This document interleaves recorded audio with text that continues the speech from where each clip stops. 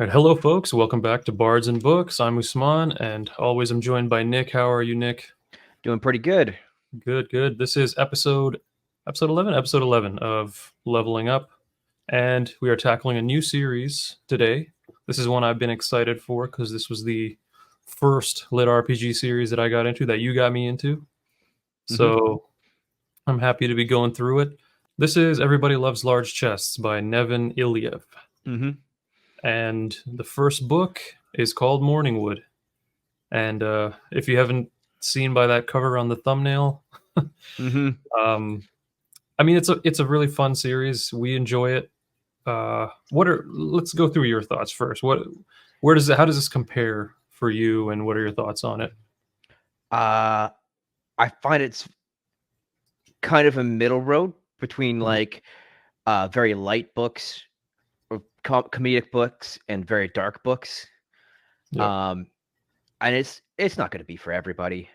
I know there's a lot in there, words that he uses in this book that might offend people. Hmm. Um, but I mean, if you just kind of look past all that and see the story and the characters, it's quite good. It's quite funny, Oh and yeah, the build is very good. yeah. It's a really nice pace. hmm I love the humor. This is like my kind of humor, that darker kind of humor. I So, was when I first read it, I had no intro to it. I read the synopsis, mhm. and and it kind of doesn't. The synopsis itself is a twist. Yeah. When I had no idea what I was getting into when I first started reading it. Right, right. Yeah, I love this book. I mean, it's short as well. It's like roughly the same length as NPCs, about 8 hours or so. hmm So, if you're thinking about diving in, it's not long. The first book, you can definitely go through that, see if you want to continue. For me, I'm super excited to continue. Yeah. Um, but yeah, absolutely loved it. I'd give it, I give this 5 stars. There are definitely a lot of trigger warnings for people, like some content. There's, graphic violence, of course. We got um, some sexual stuff in there as well. Lots of Um, language as well that some people, language. you know, Yep. not everybody would be happy with, but Right. Yeah. It's not for everyone, like you said. hmm But you know, like you said, if you can look past that kind of stuff, and we'll go into it as well. I mean, yeah. I don't think it's as bad as some people say, given more context. So Oh we'll yeah. we'll go through it in like the spoiler section. But for I now, like, People take stuff like this out of hand all the time. You know, mhm, I think you got to judge everything by yourself. You can't look at what everybody else says. yeah, You kind of just got to look at it. And people are gonna put a big flag on it being it's this type of book or it's this type of book, and it's whatever. You mhm. kind of use your own And judgment.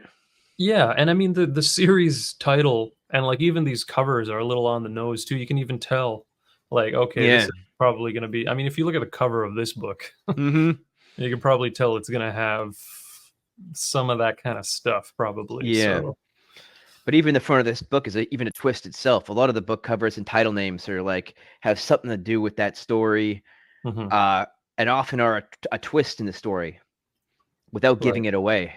right. So, And it makes you wonder, like, is this a satire in some way, like a strong hmm satire in some elements with those kind of elements? Because some of the way some of the ways that he portrays things, it's like this is so, typical out in there, some sense. yeah, Or like, yeah, it's just maybe like what would beating up on the tropes. Like there's a lot of tropes that it yes. goes in here, and it kind of flips those tropes on its head. Yeah, or he'll exaggerate those tropes, just Oh maybe yeah, maybe to show how ridiculous they are, maybe to just, I don't know, humor for humor's sake, you know? hmm Um, but it kind of makes you wonder. I don't think there's too anything overtly triggering for me, at least. And you look at like some of the reviews, you look at how many reviews it has. I haven't heard anybody else really talk about it. Maybe I saw one video where a couple guys discussed it, but I haven't been able to see any sort of discussion on it other than Mm-hmm. that. And if you look at the reviews for book one, and not as much as a lot of other stuff out there for book ones. Not a lot of reviews. I think it's like 5K or something on Goodreads. So Especially for like a Jeff Hayes audiobook too. yes, And he puts a lot of work into this. I yeah, feel like, I mean, it doesn't really show in the first book, but especially in the later books, like, 'cause I've read the series. I'm not gonna hmm read the whole series. You haven't read the whole series yet, but no, yeah, you got a little taste of it. yeah, yeah. Um, But Yeah, it Jeff Hayes, man, like he my puts favorite audiobook so much narrator. work. Yeah. He did Dungeon Crawler Carl. He's Hmm. done some other stuff. He did this one. And when you showed me this and I got into this as my first lit RPG, I absolutely that was one um, aspect of it that just enhanced my experience so much was Hayes's narration.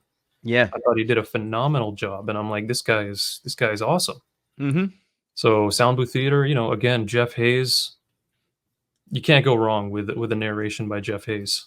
No, he puts so much effort in, and it's like it really shows in all this. So it's like if you like Dungeon Crawler Carl and you like the audio narration of Dungeon Crawler Carl, this is something very much in the same vein where he puts a Hmm lot of effort into it. Yeah. So I don't think they're gonna make this one into a movie, but hmm yeah. Um, the characters that you follow are not what you expect. Mm, If you read that synopsis and you think you have an idea, you just know that it's not going to be what you expect. So, not to say that it's bad. takes away in any way. I think it's just phenomenal, like I said. Hmm. But I guess it's your typical lit RPG kind of feel, your Hmm. world, right? We Got do that have general information. yeah, general information. But what I love about this one, I remember I was complaining about this from He Who Fights with Monsters. In this one, the stat dumps and all that happen at the end of chapters, and I love how Yes. he's formatted this. It's Hmm. like the chapter will end, and then he'll say general information or something. He'll do the breakdown of stats, but immediately he'll say you can skip to the next chapter Yeah. because the last 30 seconds or whatever is just his build Stat. info, stat breakdown. Hmm. So none of that jarring stuff or that like It's not. choppy It's not stuff. mid battle. You know. Yeah, it's not It's mid not. battle. It's not like in the middle of a chapter or anything. It's all that stuff is at the end. So if you're someone who is not a fan of those stats breakdown and get really bogged down with the numbers, just know that this will be a great um, series for you because all that stuff happens at the end of chapters and it's easily skippable. You can just move on. You don't have to pay attention to any of the numbers. So I really love that. That's definitely a strong point for me, especially when I first read it. You Hmm. know, combined with the pacing, I mean, you can just fly through this series. I'm assuming. Well, I'm only like 2 or 3 books in Hmm. from that was a while ago, but you can just fly through the story. It's pretty gripping. The pace is great. I Very think organic yeah, with the twists and, like, yes, yeah, conversations. They flow right there. You don't feel like you're talking to an NPC or a robot. hmm Like, hmm even side characters, he builds these side characters up and gives them just enough of a backstory to kind of like, okay, I kind of get this character now. Or yeah, and even the world building, I think, is really interesting too. And he doesn't world building dump on you. It's just kind of hmm like a little bits here, a little bits there. As you go, things get Yeah, expanded. It's really exactly. nice, and it's never Hmm. too much. It's never like it's not a lot. It's not a whole lot of world building. Like the world building doesn't bog you down at all. You just learn It stuff as you go and just builds from there. Yeah, it's a big world. There's a lot of world building, but it's not bogged down. It's like It's a there's little no piece. info dumps at all. Yeah, yeah, No yeah. info dumps. Doesn't Um, break away for the narrator to set the scene for you. It that's just right. kind of Yeah. happens organically. Very, Yeah. very good writing. Absolutely. Very good writing. Very good narration. I mean, um, like I said, for me, I would say if you can look past some of that triggering content for some people, like, you are absolutely going to love this. And the humor, the dark elements, the humor, the dark humor. Mhm. These characters are some of them are just so funny, Mhm.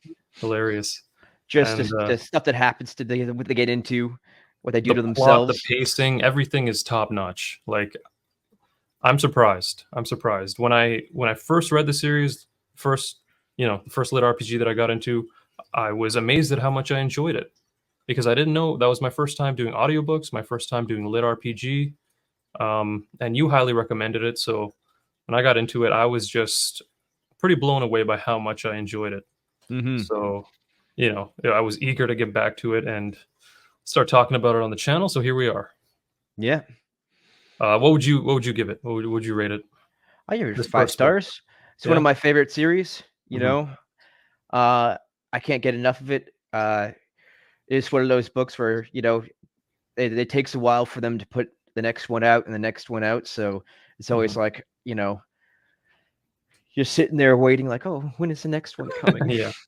I "Oh, believe there's no." 10 out currently, right? There's 10 out currently.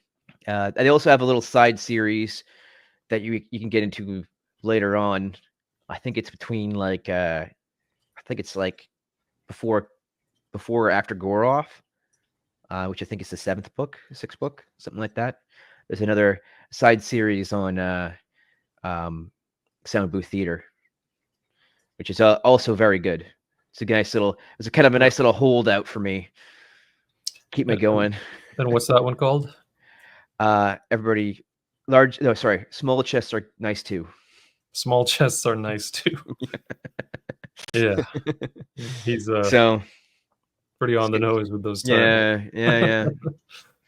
Say what you will about the series, but if Jeff Hayes is narrating Sound Booth Theater, Mhm. you got to give it a try if Oh, yeah. you're a Sound Booth Theater fan.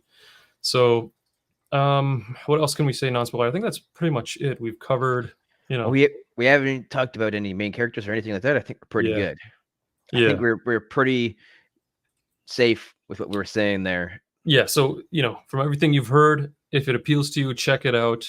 We'll put her there. We'll get into spoilers now. Thank you for watching. If you have up to this point, so we were touching on the synopsis Mhm. of this book, and it's not what you Yeah. it's not what's portrayed in the book. So the synopsis says one thing, and that is basically the prologue of this book. Yes. The Yeah. synopsis follows the prologue follows the synopsis. Mhm. And immediately after that prologue, we get Hibble. into a whole other situation, and we understand now we're following a mimic. Mhm. A mimic as a protagonist is very interesting. I mean, it's a monster. It's a cold-hearted. It doesn't have like all it doesn't have Yeah. these kind of emotions or understanding of like people, Or a conscience, you know a what I mean? conscience. Yeah, Yeah. So yeah, you gotta kinda look at the book as a guy's writing about a monster, and yeah, it exactly. despite what it, like, puts these, like, human layers on it, no matter what human layers he puts on it, at the end of the day, it's a monster, Hmm. and it's gonna do monster things, and Yeah, it's not gonna think the same way that we do, and it's not gonna hmm, have the same reasoning as we do. yeah, It's very much survival. It's like you can't put the same emotions on a lion or tiger. You can't make a tiger or a lion a vegetarian. It's just not gonna work, you know? hmm. Same thing with a monster. Can't put human ideas on this monster, and that's kind of what the book, I think, is going around, you know? I think Iliev hit the nail on the head with the conscience that this being has as a Mhm. mimic. You understand it very well for what it is, Mhm. and as he goes through, he levels up, he ranks up, he goes from a lesser mimic to a greater mimic. So he's building his knowledge, and you see that when he becomes a greater mimic, he's able to talk a little more expressively, and you can Little understand him better. It's not just basic things like snack or whatever, tasty. Yeah, tasty. Yeah. So yeah, I thought that was great. Like Mhm. I believe he starts following at that. 0 intelligence, and then he kind of Mhm. works his way up from 0. It's like from zero intelligence to, oh, I have thoughts now. You know. Yeah. Hmm. Yeah. Very well done, man. Mm-hmm. Yeah, I can't harp on this enough. Like, Mm-hmm. such a clever start, and then we follow Mimic. He kind of is a, a moron at the start there, and it's very humorous. That's Mm-hmm. where a lot of the humor comes into play. But then, what about some of the classes he gets? He becomes a warlock. Mm. He gets the warlock class, and he's a shapeshifter, and now he's a warlock. He's able to summon familiar, and Mm-hmm. then we meet Zira, Mm-hmm. right? She's the succubus, and I don't know if maybe this is where a lot of the people had, there were complaints about misogyny and Mm. some graphic sexual stuff. Um, but the way I saw it is, this is a succubus. This is a familiar, Mm-hmm. succubus. It's a demon, and it's not really comparable to to a human, is it? No. It's a demon. So Yeah. And I mean, eventually he talks more about that in the later books of where they come from and what they are, but can't really talk about, if you're just going off of the first book, that's just how it is. I mean, yeah. and a monster summoning it's got these ideas like, oh, I'm gonna do whatever, and I'm gonna try to kill my master and break my pact. Hmm. Um, but then finds out that it's not contracted to a human, it's contracted to a monster, Yeah. and gets a name change, basically. And I guess there's some pros and cons that come along. So one of the pros is definitely that she's able to fulfill her demonic desires. Her master is not gonna, like, prevent her from doing anything that she might want to do as a demon, as a succubus, right? As long as it doesn't affect him, he's like, do whatever. Yeah. You know? Yeah. So there's some pros for her. I mean, at the beginning there, it was kind of intense where he just kept devouring her Mhm. until she grew to like it. So Mm. he's like turned her into this masochist demon. Which, I I mean, I mean, understand how some people might not like that. They'd be yeah, like, "Oh, what is this? What is this guy writing about?" But at yeah, the end of the yeah, day, I mean, I get why people don't like it. yeah, I understand. yeah. We're kind of looking at it from a different point of view. Looking at it from a different angle, it's all about how you look at it. It's done with a lot of humor in mind, and it's Mhm. done, you know, the fact, like I said, I keep going back to the fact that it's a demon. You got to think about how demons are. Think about what, and we hint to it too. They hint to it, what all the stuff that she's done in her past as a Mm. demon. You know, What her plans are is basically the same thing that she does, is the same yeah, thing that he wants to do. Like, yeah, he's devouring her now, but what she did later, not even that long into the book, right after that, yeah, she goes and devours somebody too. yeah. And that's the You whole can thing. you can look at it from the point of, this is a demon who's for once getting a taste of her own medicine or something. Mhm. You know, Yeah, basically. yeah. So, anyways, we'll hop off of that. The fact that the mimic imitated her at one point, Mhm. and like he's now got this little fake Zira coming out from his like mouth or whatever. I thought that was interesting because what do you think about demons? It's like, what is the one thing that's going to piss off a demon? It's like Mhm. maybe an attack on its pride, or an attack on its being, its makeup. Yeah. They touch on it that the demons, like her staff and her clothes and all that stuff, they're a part of her. They're not She doesn't really have possessions. Mm, The only thing she really possesses is who she is, like mhm. what she looks like. Right. Um so him like copying that was like, like one of the worst insults for her. Yeah. And she's just sitting there steaming in a corner, like, I can't believe this guy's doing this to me. And he's just um And he's not doing it on purpose. He's just not very smart. yeah, I mean, in a sense he's like an innocent monster, but Mm, he's doing he's doing what his species does. It's what compels him to continue. That's just the way they think. mhm. And but anyways, it does get a lot more interesting as he gets more knowledge, more wisdom. Mm-hmm. He's able to form complete sentences. Pretty much complete sentences. Yeah. But it's really, I guess, like he's just stumbling through life, and everything that Right. happens is just like trip and fall and land in a pile of gold kind of thing. It's just Yeah, somehow constantly. it's just able to thrive. Like it Mm-hmm. goes through all these hurdles, but it just continues to thrive. It gets, it does get lucky sometimes. Mm-hmm. Um, and it just grows to nightmarish proportions in this dungeon. And then he gets out of the dungeon, Mm-hmm. right? So he gets out of the dungeon, and what happens there? He gains a bit of free will, I guess you could say. He's not like beholden to this dungeon. It's like a little more free to kind of explore, do what he wants. Yeah. You know? Instead of having the mana of the dungeon kind of control his impulses, it was Yeah. basically like giving him a drip feed of power, giving a drip feed of energy. Hmm. Now he's got to deal with it himself. He gets hungry more and more often, and he's got to supplement his own food and Yeah. kind of figures himself out. Yeah. But Uh, then there's a lot of stuff comes into play after he leaves. Some people mm-hmm, take notice. There's the guard captain Reeves. mm-hmm. He assembles a party to take out this monster that's fled, that's escaped the dungeon.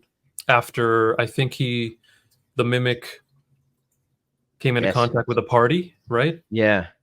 Well, what And was his name again? The right, Vilandros. Valandros. Yes. So Vilandros and his party, he kind of oh right, because there was the Janther, right? Mm-hmm. The Another Janther, they get into a fight with the party. He takes out the party, and the um, Janther. and the Janther, Mm-hmm. and Vilandros flees. Yep. So I guess E- that's how the guard catches wind of that and forms mm-hmm. this party to go after the monster. There's a lot of like even for other triggers. I mean, there's racism triggers in this, I guess, as well. Mm. I mean, just how they treat the elves, and Yeah, that yeah, whole thing. Or even yeah. like there's always these twists in there too, where it's like the elf is in jail because it came into town screaming, threw him Mm. in jail, is roughing him up, Right. and the guard takes him into the the officer's room and throws him Mhm. on the floor, and the officer's like, "Hey, don't do that. You'll wreck my carpet." It's like, Yeah, yeah. oh, you think it's gonna twist in one way, like, oh, he's gonna be like, don't rough this guy up. What are you doing? It's like, no, don't rough him up on my carpet. Right, right, right.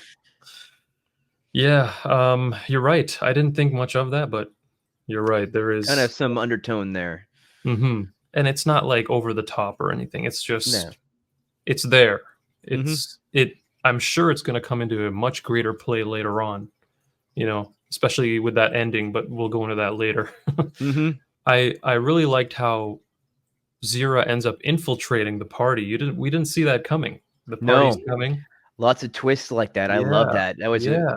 she didn't like, this is who Zira is. They barely chose Zira. They like, Mhm. this person even got summoned, went to snack time, and then kind of like did a whole separate story arc Mhm. leading up to that. Yeah. I like that. And then all of a sudden, And the time jumps here I actually enjoy them a lot. mm-hmm. Like a lot of people I can see a lot of people not enjoying time jumps because it might be kind of jarring, but this in here it just works so great. They're not like huge time jumps, but Mm-hmm. they're enough to begin the story again in a way that's just has an awesome twist, right? Mm-hmm. Like Zira becoming, infiltrating the party and just you realize that she deceives Hargan and then she deceives Hargan into thinking the mimic is dead later. Mm-hmm. They have that whole thing in the dungeon. It also shows you a lot of how adventurer parties work without like forcefully telling you, oh, this is how adventurers party work. This is how this works. This is how works. It just kind of naturally flowed into that without having to keep those people around, the Yeah, world building there in a way. yeah, really cleverly done. I'm very impressed. I haven't come And across any like a lot of this kind of writing anywhere. mm-hmm. I So mean, that even like as you said with the time jumps, like I'm not a person. I don't like time jumps most of the time. I'm like, Mhm. I want to know. I'm following a book for a character. I want to follow this character, but how they do it in this book, it's like they kind of skip over like, oh, the main character is going to be doing some grinding or something slow. Let's go into something else. Let's follow that story. That's something's really interesting happening right now. Mhm. Go to the interesting part over here Yeah. and have it kind of lead back up to all of a sudden the main character and something interesting, Right. instead of having it that snack time and then some grinding or whatever else, you know. It's kind of like Mhm. goes from one thing into another thing. They don't have the mimic planning out how he's going to deceive everybody. It just shows what happens instead of, really spelling it out for people, which kind of like I think makes the book better. Yeah. I guess if you go back to the when he's in the dungeon, there's a lot of kills he does, and it kind of I like how even in those parts, it's like they don't just be like random guy walks up, they give him a menial description, and then have the mimic kill him or whatever. It's like it kind of almost follows these characters. It's almost like different main characters. So they almost kind of give them a little description, how they're acting, a little bit of backstory, Mhm. and then it's all of a sudden like a strike. It doesn't show you the box. Oh, the mimic is hiding here and waiting for him to fall into his trap. It's like shows him just falling into the trap and then being surprised when all of a sudden as backstab or Yeah. oh, what's this chest here? Oh, surprise! Drops down from the ceiling and gets you. Yeah. Or it's like, oh, there's another mimic. Or it doesn't say Yeah. it's another mimic. It makes you think it's the mimic. It's the mimic, but it's Yeah, another mimic, and then it gets yeah. killed, and you're like, "Wait a minute, did he just get killed?" And they're like, "Nope, the other one was." Watching him, like, Yeah. yeah. So it's I dig how they do all that. It's some of the characters that give you some kind of controversial backstories, and even in that, Vortana's a big one that comes up. I'm sure Mhm. people have lots of problems with that character, Mm. uh, but she disappears very quickly. Right. And it makes you wonder, like, we're getting all this info about this character, and then it's like they just get taken out by the mimic. Yeah, like the guards, they kind of like go into this whole thing like, oh, this guard is like just killed the mimic. It's like, oh, why'd you get it on my boots? It's like, oh, I'm leveling up my my spear skill. It's like, no, you don't really want to do that. You're just like stomping on the little people. It's like, haha, yeah, and Yeah. then they keep on walking. You know. It's like what's gonna become of this? There's gotta be a point to it, Hmm. fleshing out these characters a little bit. Otherwise, if they're just gonna get killed, why bother, right? Yeah. But So each little character, I think, gives you a little bit more about the world and how people act in this world and how they treat each other and how the guards feel about common people and how they feel about adventurers. And they're like, oh, these mhm, adventurers, they just fool around. And the adventurers are like, oh, we're just struggling to get by. Like, there's like the adventure groups are like, oh, they're just poor people trying to make their way in the world. And this is the way. It's either you go into banditry or you go become an adventurer. And mhm, either you're fighting monsters or you're fighting people. Either way, yeah. you're murdering. We get a lot of Zero, we get a lot of demons, we meet another demon, Korra, he gets another, familiar, right? Mhm. Um, Very funny. Very funny. yes. Oh, man. Mhm. The humor with those demons is hilarious, I love it. Mhm. Then they get into a fight with a flesh maiden because he goes back into the dungeon, right? Mhm. And I think his reason for going back into the dungeon was to get that dungeon core, right? Well, he just was mad at the dungeon for controlling it. And Mm, this is like basically the mimic's still not very smart. It's mhm. like just I'm it made me mad, so I'm gonna go wreck it. And that's his whole thought process is there. Just go Okay. to the dungeon and, beat up the Yeah, 'cause dungeon master because screw you for controlling me. yeah, 'cause I was a little confused at that part. I'm like, why did he decide to go back into the dungeon? And then when you see he's trying to get the dungeon core because it's this shiny thing, it made me think, well, was he aware of this dungeon core? Did he know that it existed? Did he just want that shiny thing for a long time? Nope. Or no? In fact, he didn't even at the beginning, he didn't even wanna take it with him. He Mhm. just wanted to smash it. So he Yeah, gets Cora and he's just like, "Smash that thing. right. Break it. Screw you, dungeon." Yeah. And Yeah.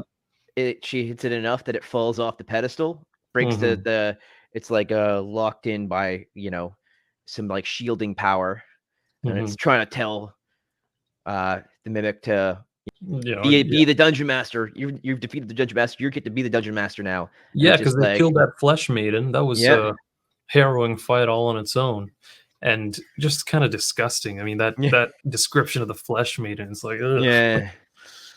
Um, Flesh everywhere and the mm, eyes and stuff like mm, that.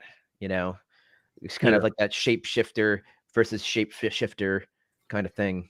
Yeah, but, after that, I think he gains this demonology attribute, Hmm. right? Hmm. That's So that's how he gets Cora, right? right, right, right, Hmm. right. And then they just take it with them. It keeps beeping, it keeps asking him, "Do you wanna be the new dungeon master? Yes or no?" It's like, come on, buddy." You know what I mean? It keeps, like, Yeah. badgering him, and then they keep fighting Starts cursing him monsters. out. Yeah, Yeah. and then it keeps attacking him with all the monsters of the dungeon, um, but then he gets out with the Hmm. core, and it's about to explode, I believe. Yeah. Right? So, I liked how he just told the demons, "Alright, go take it to that town," or whatever, get it out of there," and he just runs away, and that explosion, whew, Yep. that was some big cataclysmic event, man. That was hardcore. Hmm. He killed, like, at least 8,000 people in one Yeah. go, and then Oh yeah. he just gets barraged with, like, Level up notifications. yeah, notifications and stuff. That was pretty intense and pretty amusing section Oh there. yeah. Or Mhm. it's like, oh, what does it mean? What is it like? Critical explosion or whatever it said. It's like, what does that mean? It's like, well, it means we got to get rid of it right now, Yeah. or you're gonna die. It's like, Mhm. well, I don't, but it's shiny. I want it. Mhm. It's like, is having something shiny better than living? It's like he's just like, I Yeah. guess so. But, it's like, where would he wouldn't even be anywhere near the level he's at if it wasn't for these demons, if it wasn't Hmm. for his summon familiar skill, his demonology, Hmm. and these demons that are a huge help throughout his adventure. I mean, they even at that part they even realize it's like, okay, well, we've always enjoyed, killing our master or something and freeing ourselves, but it's like with this thing, this is like the best we've had it. Do we really want to do this? And it's like, no, so let's just help mimic. Yep. So they're like Even really beholden to him. even then, she's like, Zera's explained to Chorus, like, hey, look, they'll let her master die, but we're right here. We'll die too, and then Mhm. we won't be free. Our contract will be done, and we won't be back in the world. We have to Yeah. wait for another contract. And so it's like they're still not, doing it out of the goodness of their hearts yet. Yeah. Yeah. It's still like they're still like, Thinking about it also, yeah, they still have to logically. also Yeah. be logical about it. Oh, it What's gets a big appeal is I don't know why, I just like the titles of these books. all I don't very know, good. like, it's just so, I don't know, they're cool titles, and it's just, like, one single name or word, Hmm. right? You got Morningwood, and then you got Fizzle Sprocket and Fortena, Morgana, like, I'm assuming most of these Hmm. are gods from the little bit we've gotten so far. So after that explosion, some of it gets a lot of perks, and like we said, a lot of stuff comes up. So I think it's got the Grand Theft Arcana Hmm. perk, That's the from stealing the dungeon core. from its stubbornness for obtaining the shiny. Yeah. Um, it's massive levels. Another perk called Butcher of Humanity. Hmm. um, I think that's killing like so So, many humans at once. yeah, yeah. It's like a crazy amount of humans at once, Yeah, yeah. or not even at once, just in general, killing that many humans. Mm, Uh, I think he got a perk for killing 10 creatures at once, and he's like, "What a rip! I killed way more than that." mm. But he's got a special percentage boost for area effect. Yeah, Mhm. but really, that's it. Like you said, it's a short one. After that, it's just like he comes up with his name. I think it Mhm. was it like some automatic name generator? How Yep. did right? Yeah. He's just like, "Would you want us to pick a name for you?" And he's just like, Yeah, "Yeah." yeah. And, he's a Boxy T Morningwood. mhm. What's the T stand for? You think you know? Do you know or no? I'm sure it's brought up somewhere, but I don't Hmm. remember. Boxy T Morningwood. Maybe, like, Ugh, maybe Buxy Tree. Who knows? uh, I Mhm. don't know. Yeah. Anyways, so that's the end of the book. That's it, and Well, it's lots. the We got afterwards or the whatever. epilogue. Yes, Yeah, the epilogue. epilogue. Entirely different POV, different area. Right, we Mhm. meet the Emperor Joseph Frederick von Einhard the Third. Mm. He's the emperor of the Lodrak Empire, I believe. He gets notified of this town or city just being wiped off the face of the earth just in an instant, right? Mhm. He gets wind of that explosion, and the one thing that Zira said when she was when she got into the town with the crystal before it blew up, she was saying something, right? Like, Well, she was pretending to be, an elf, witch that was a mm, terrorist, that was yeah, doing a terrorist attack in the Empire, yeah, and when she got resummoned, she's like, saw the whole all of Monotol just being wiped off, being nuked off the map, mhm. and she's like, "Well, I guess nobody will know what I did there." She was cackling about like, Yeah. the elven nation will rise again or Yeah, something like that, exactly, yeah, right? Elven Dominion, yeah, Mhm. because Yes. yeah, because there was, like, the hero of the hammer was Mm. there, and he got revived. Somehow the emperor caught wind of what Zira said there, Mhm, and, I'm pretty sure it's instigated this huge war that's coming between humans and elves, right? Because he obviously does not like elves, the emperor. well, he's stating like, "Oh, yeah, we're gonna start a war now." Why they Mhm. didn't then he doesn't like elves, he kind of, like, has some, like, prejudice from his parents and some sort of, racism being passed Mhm. down, Mhm. so I mean, I get it, like, they did a lot of terrorist attacks, and they did a lot of attacks on civilians, and it didn't seem like that long ago for them, I guess. Great setup. Yeah, absolutely. Mhm, A great story, great setup to continue on. I, for one, am super eager to continue. I can't wait to get to the next book.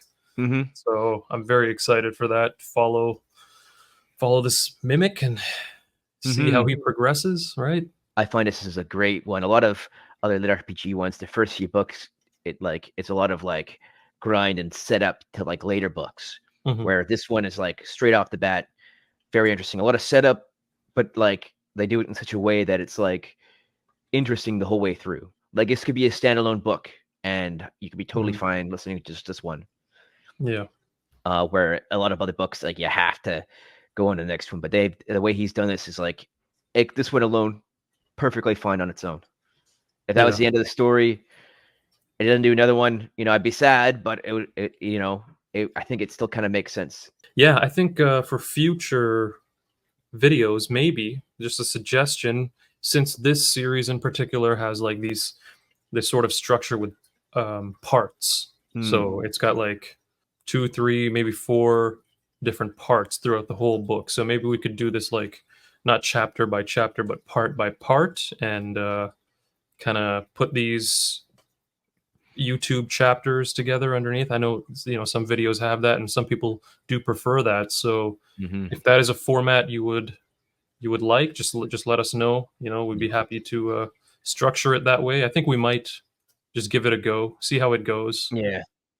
We're Um, pretty bad. We kinda jump all over the place already. yeah, yeah, So, it's probably best for us to kinda, like, it maybe is. try to work on our structure a little bit better, Yeah, but, organize it a little more. Yeah, yeah, mm. that's about it. I think we're gonna leave things off here. We'll be back for our next episode with book 2 of Everybody Loves Large Chests. So looking very, very much forward to that. But as always, thank you everybody for tuning in to Leveling Up. This has been great. Great chat with Nick. Thank you, Nick, for joining me. And we will see everybody next time. Alright, see you later.